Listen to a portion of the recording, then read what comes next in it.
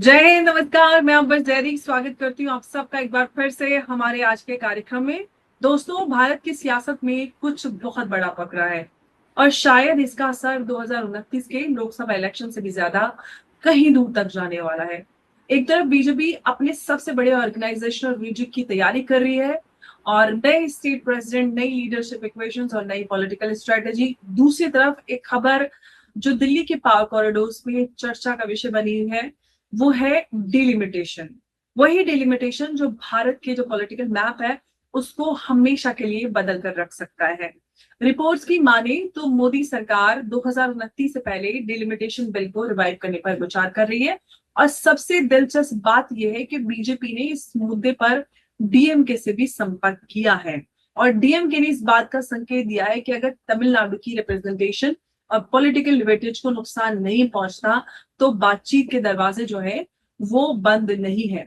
और इसी बीच बीजेपी की जो नजर है वो वेस्ट बंगाल पर भी है, जहां पर टीएमसी के अंदर जो हलचल है उसको लेकर सियासी अफवाहें जो है वो और ज्यादा तेज हो रही है। अब सवाल ये है कि क्या बीजेपी सिर्फ अपना ऑर्गेनाइजेशन जो है वो मजबूत कर रहा है या फिर भारत का जो पॉलिटिक्स है उसका पूरा पावर स्ट्रक्चर वो रीसेट करने की तैयारी चल रही है। क्या 2029 का इलेक्शन सिर्फ सरकार चुनने का इलेक्शन होगा या फिर नए भारत के पॉलिटिकल मैप का रेफरेंडम? और सबसे बड़ा सवाल कि क्या डिलिमिटेशन के बाद लोकसभा में पावर बैलेंस उत्तर प्रदेश और दक्षिण भारत के बीच में पूरी तरह से बदलने वाला है? साथ ही साथ इस सब को लेकर अन्ना मलाई जो है वो खुश नजर नहीं आ रही और अफवाहें और खबरें ये भी हैं कि अन्ना मलाई जो है वो अपनी अलग से पॉलिटिकल पार्टी ही बनाने वाले हैं। तो कई सारे बड़े डेवलपमेंट्स हैं, उनको समझेंगे और इस पर बातचीत करने के लिए मेरे साथ मौजूद है उमेश जी। बहुत स्वागत है आपका। जय हिंद, नमस्कार। जय सिया राम अंबर जी। जय सिया राम उमेश जी। उमेश जी, बीजेपी को अचानक इतने बड़े जो ऑर्गेनाइजेशनल ओवरहॉल है उसकी क्या जरूरत पड़ रही?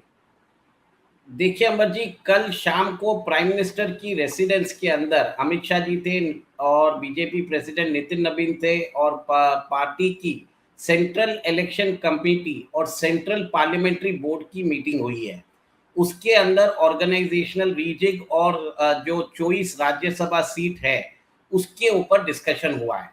सबसे बड़ी बात है कि आज उसके बाद रिपोर्ट्स आ रही है कि अन्नामलाई जो है वो नया मूवमेंट चालू करने वाले हैं तमिलनाडु में, और ये मूवमेंट 6 महीने तक चलेगा। और एक तरह से अफवाह है अभी तक कि वो नई पॉलिटिकल पार्टी बना सकते हैं। सबसे बड़ी बात यह है कि जो रूमर्स जो चल रहे हैं, स्पेक्यूलेशंस चल रहे हैं, सब लोग बोल रहे हैं कि अन्नामलाई जो है नई पॉलिटिकल पार्टी बनाने वाले हैं। वो सेंट्रल लीडरशिप से दुखी हैं। उनको 2026 जो तमिलनाडु असेंबली इलेक्शंस है उससे पहले उनको स्टेट जो टीएन प्रेसिडेंट थे बीजेपी के, उधर से हटा दिया गया था। उनका जो कैंपेन रोल है वो लिमिटेड कर दिया गया था। उन्होंने जो सीट मांगी थी, एडपली सामी ने वो सीट नहीं दी, एडीएमके ने। एक तरह से बीजेपी की सेंट्रल लीडरशिप ने एडीएमके के सामने सरेंडर कर दिया था। देखिए, बीजेपी को 2014, 2019 और 2024 के अंदर जो आप देख सकते हैं जो वोट शेयर था वो अन्नामलाई के कारण बढ़ा था। 2014 और 2019 में जब मोदी वेव चल रही थी उसके बावजूद बीजेपी को 2.97% वोट मिला था और 2024 में 11.52% वोट मिला था। ये अन्नामलाई के कारण हुआ। अन्नामलाई ने एक पीपल्स मूवमेंट चालू किया जिसका फायदा बीजेपी को वोट शेयर में मिला, जबकि सीट नहीं मिली। उसके बाद बीजेपी ने क्या किया, एडपली सामी के बोलने पर उनको हटाया, उनको मार्जिनलाइज किया। उनके बदले नायनार नागेंद्रन को लेके आए जो एक्स एडीएमके के चीफ थे। तो ये एक तरह से बीजेपी ने कंप्लीटली सरेंडर कर दिया था एडीएमके के सामने। सोचिए, बंगाल के अंदर 2016 में बीजेपी को 3 सीट आई थी, 2021 में 77 सीट आई थी, 2026 में अभी 208 सीट आई थी। क्यों आई थी? क्योंकि वहां पर अमित शाह जी ने टाइम दिया था, वहां पे आरएसएस ने टाइम दिया था, वहां पे पार्टी ने पूरा झोंक दिया था अपना।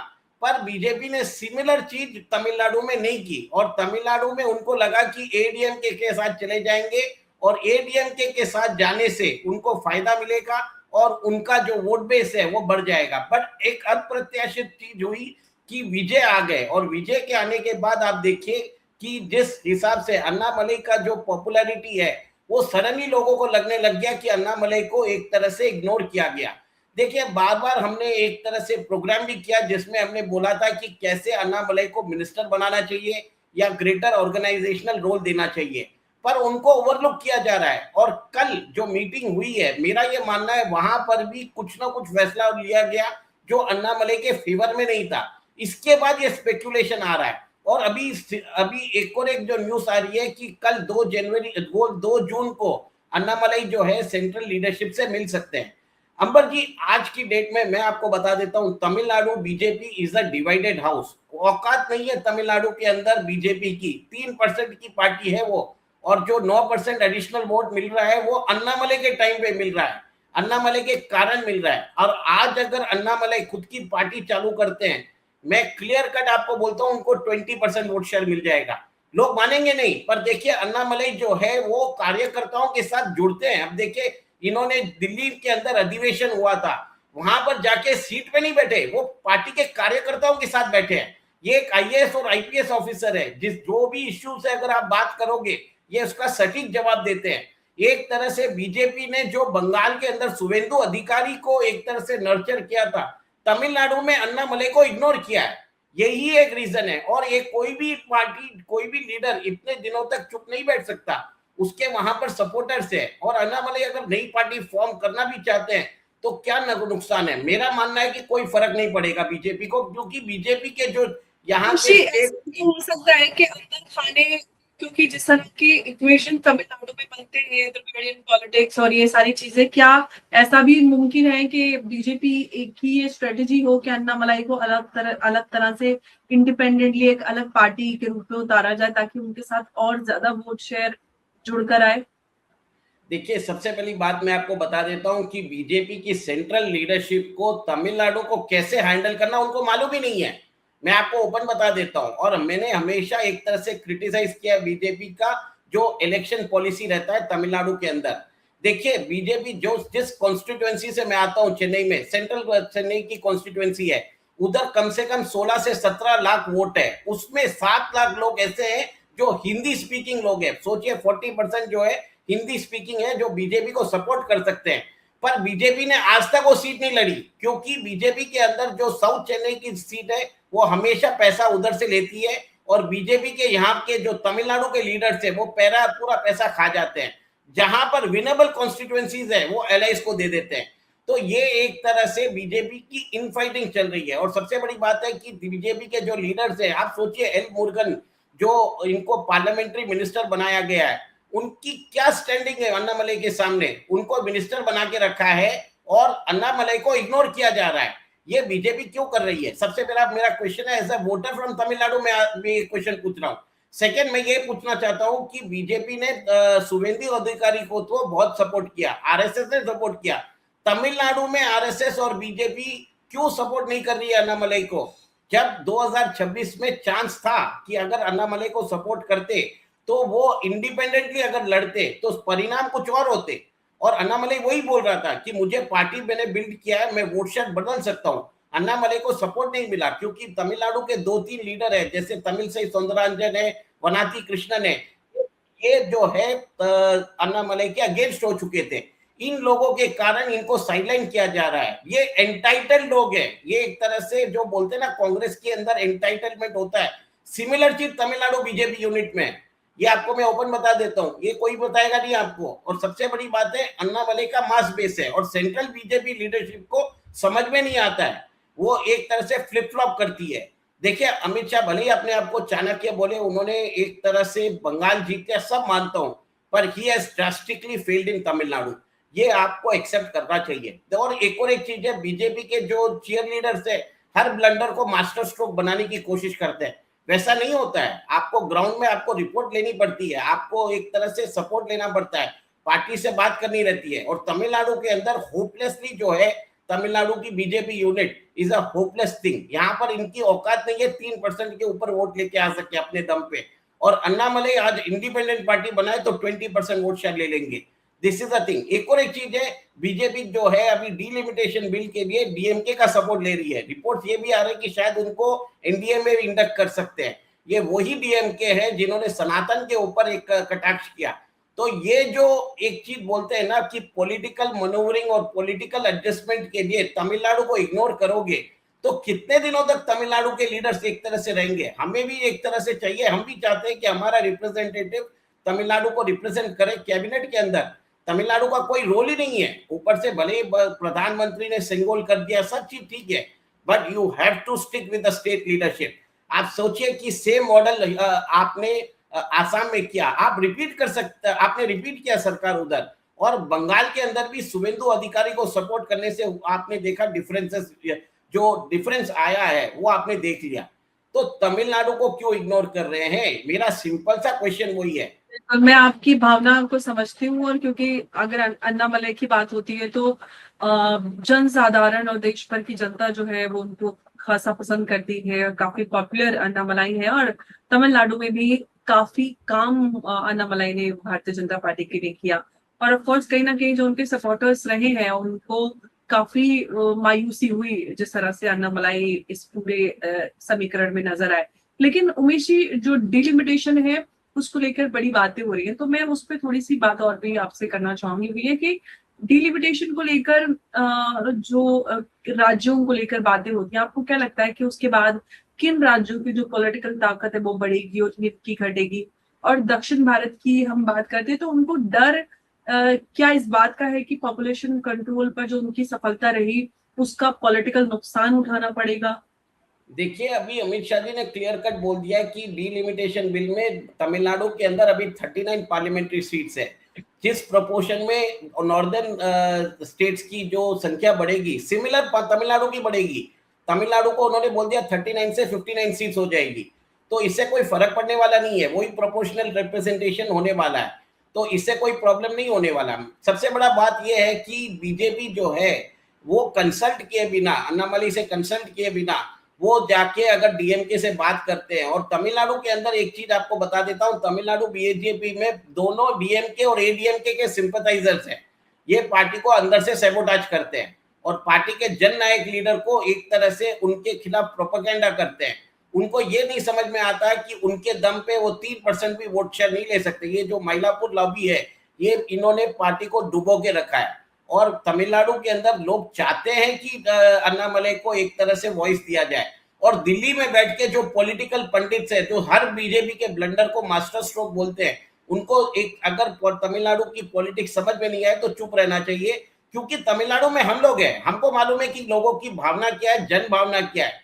हर चीज को आप सेंटर के लेंस में मत देखिए। मोदी जी और अमित शाह जी भी मिस्टेक कर सकते हैं, हमेशा हुआ है। देखिए 2024 के लोकसभा इलेक्शन में भी मिस्टेक हुई थी, तभी आप 240 सीट पे आ गए थे।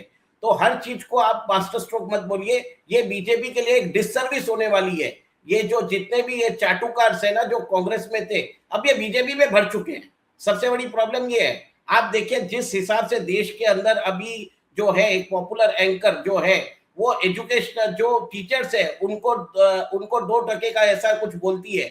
ये एक तरह से मेरे ख्याल से एंटाइटलमेंट वाली बात हो गई है। आपको जन नेताओं और जो जिमखाना क्लब में लुटियंस में बैठे हुए जो नेता है उनके बीच में डिस्टिंक्शन करने की जरूरत है।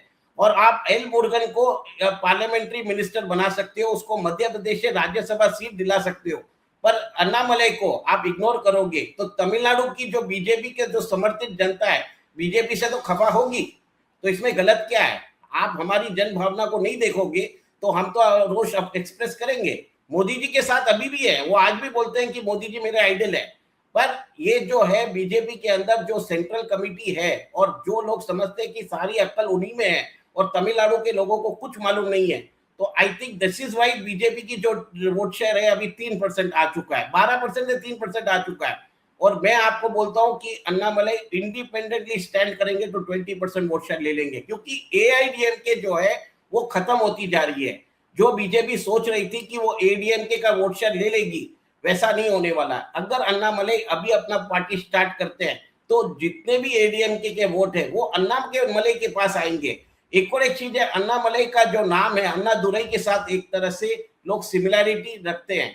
अन्नादुरई भी एक जन नेता थे और अन्नामलई भी एक जन नेता है। उन्होंने 234 कॉन्स्टिट्यूएंसी में विजिट किया है, लोगों के साथ एक तरह से इंटरेक्शन किया है, लोग जानते हैं उनको। विजय तो एक तरह से फिनोमिनल थे, अप्रत्याशित थे, उनको 15 साल उनको लगे पार्टी को उन्होंने भी एक मूवमेंट बनाया था, 15 साल वो काम करने के बाद आए हैं, ऐसा नहीं है कि विजय इमीडिएटली आ चुके, तो उनको भी एक कल्टीवेट किया गया। अन्नामलई को हमारा राइट विंग इकोसिस्टम उनकी उनकी जो बैसाखियां हैं काटने की कोशिश कर रहा है। आप देखिए लेफ्ट में, आप सोचिए कि कैसे विजय आ चुका। विजय ने खुद की एक पॉलिटिकल मूवमेंट बनाया था इसके पीछे देखिए, अगर अन्नामलाई जो उन्होंने किया वो तो सबके सामने है, उन्होंने बहुत काम किया तमिलनाडु में और जनसाधारण को जोड़ा और वोट शेयर या बेस जो है बीजेपी का उसको मजबूत किया। आपको क्या लगता है कि बीजेपी ने उनको क्यों इग्नोर किया? सिर्फ डिलिमिटेशन के लिए, ताकि उसके लिए समर्थन मिल जाए डीएमके से? क्या आपको लगता है कि क्यों ऐसा हो रहा है, जबकि सारी चीजें हम अन्नामलाई में कोई ऐसी कमी या कोई कारण नहीं मिलता कि अन्नामलाई को इग्नोर किया जाए? देखिए बीजेपी का ग्रोथ हो रहा है केरला में। केरला में क्यों हुआ है? क्योंकि वहां पे आरएसएस ने सक्रिय हुआ, वहां पर ऑर्गेनाइजेशनल सपोर्ट मिल रहा है, वहां पर राजीव चंद्रशेखर को सपोर्ट दिया जा रहा है। अन्नामलई के अंदर तमिलनाडु के बीजेपी यूनिट अन्नामलई के अगेंस्ट है, और तमिलनाडु बीजेपी यूनिट के अंदर ऐसे लीडर है जो डीएमके और एडीएमके के पेरोल्स पे है, वो अपनी पार्टी के अगेंस्ट काम कर रहे हैं। और सेंट्रल लीडरशिप जो है, ये जो मइलापुर लॉबी है, इनके खिलाफ जो है कि they can not take any action. This is the problem. सबसे बड़ा प्रॉब्लम यहाँ पे आता है अंबर जी। सबसे मेरा एक और एक चीज है कि सेंट्रल बीजेपी लीडरशिप को समझना चाहिए कि तमिलनाडु की जनभावना क्या है, और अपने हिसाब से काम नहीं करना चाहिए। लोग क्वेश्चन पूछेंगे, डेमोक्रेसी में यही होता है। आप चाटुकारिता रखोगे, जिमखाना क्लब के लुटियंस के जो लोग रखोगे, फिक्सर्स को रखोगे, उनको रिवॉर्ड करोगे और जन नेता को इग्नोर करोगे, तो आक्रोश तो आएगा। आज पूरा ट्विटर जो है एक तरह से बीजेपी के अगेंस्ट हो रहा है। सोचिए, जो चीफ जस्टिस ऑफ इंडिया ने एक तरह से एक जजमेंट दिया जिसमें उन्होंने बोला था कि सारे बेरोजगार कॉकरोच है, उसके बाद कॉकरोच जनता पार्टी पैदा हो गई। तो ये एक तरह से बीजेपी को समझना पड़ेगा, जन आक्रोश को समझना पड़ेगा, वो कभी भी डेवलप हो रहा है। और समझ लीजिए 12 साल से बीजेपी है, वहां पर एंटी एस्टेब्लिशमेंट वेव भी आ रहा है। राजनीति में एक चीज है, अगर आप अपनी जमीनी सपोर्ट खोते रहते हो, वो एक खतरे की घंटी है। और सबसे बड़ी बात आप देख लीजिए कि धर्मेंद्र प्रधान, जिनको एजुकेशन मिनिस्टर बना के रखा है, वो अभी तक नीट और बाकी जो सेंट्रल गवर्नमेंट की एग्जाम्स है उसके पेपर लीक जो है उसको कंट्रोल नहीं कर पा रहे हैं। हालत ऐसी है कि इन्होंने अभी आर्मी की हेल्प ली है कि डिस्ट्रीब्यूशन ऑफ एग्जामिनेशन पेपर करें। तो ब्यूरोक्रेसी क्या झक मार रही है? लुटियंस में जाके, जिमखाना क्लब में जाके वहां पे आराम कर रही है। उनको टास्क पे क्यों नहीं लेते? लोग पूछेंगे ऐसे क्वेश्चंस। और जितने भी एंटाइटल लोग हैं, उनको जनता की बात को समझना पड़ेगा। ये बीजेपी के लिए नहीं, सबके लिए है। बिल्कुल। और डिलिमिटेशन की अगर बात करते हैं तो सिर्फ सीट्स बढ़ाने का या घटाने का नाम नहीं है, ये पावर डिस्ट्रीब्यूशन का प्रोसेस है। आज जिस राज्य के पास जितनी लोकसभा सीट्स हैं, कल वही जो इक्वेशन है पूरी तरह से बदल सकती है। इसीलिए दक्षिण भारत के लिए कई राज्य जो है ये सवाल पूछ रहे हैं कि अगर हमें जो पॉपुलेशन कंट्रोल किया है तो क्या इसका हमें पॉलिटिकल रिप्रेजेंटेशन है उसमें सजा मिल सकती है, नुकसान हो सकता है। और नॉर्थ इंडिया की हम बात करते तो नेता पूछ रहे हैं कि अगर पॉपुलेशन बढ़ी है तो भाई जो रिप्रेजेंटेशन है वो भी प्रोपोर्शनेट होना चाहिए। तो ये जो वो डिबेट है, ये वो बहस है जो आने वाले सालों में भारत की सबसे बड़ी कॉन्स्टिट्यूशनल पॉलिटिकल डिबेट बन सकती है। क्योंकि एक तरफ बीजेपी की बात करते हैं तो ऑर्गेनाइजेशनल रीचेक कर रही है, और दूसरी तरफ डिमोलिटेशन की तैयारी। एक तरफ तमिलनाडु को चिंता है, दूसरी तरफ हिंदी बेल्ट की जो बढ़ती पॉलिटिकल डिमांड्स है, और एक तरफ सबके बीच में ये सवाल है कि 2029 के चुनाव की सीट्स जो है इनका क्या होगा, या सिस्टम किस तरह से रहेगा। तो बीजेपी का ये जो ऑर्गेनाइजेशन रीशफल है शायद पार्टी के अंदर का मामला ना हो, और डिलिमिटेशन की जो चर्चा है शायद सिर्फ एक कॉन्स्टिट्यूशनल एक्सरसाइज ना हो, लेकिन दोनों एक साथ देखिए तो तस्वीर जो है वो कुछ अलग नजर आती है। एक ऐसी तस्वीर जहां पर भारत का पॉलिटिकल आर्किटेक्चर जो है वो अगले दशकों के लिए रीडिजाइन हो सकता है।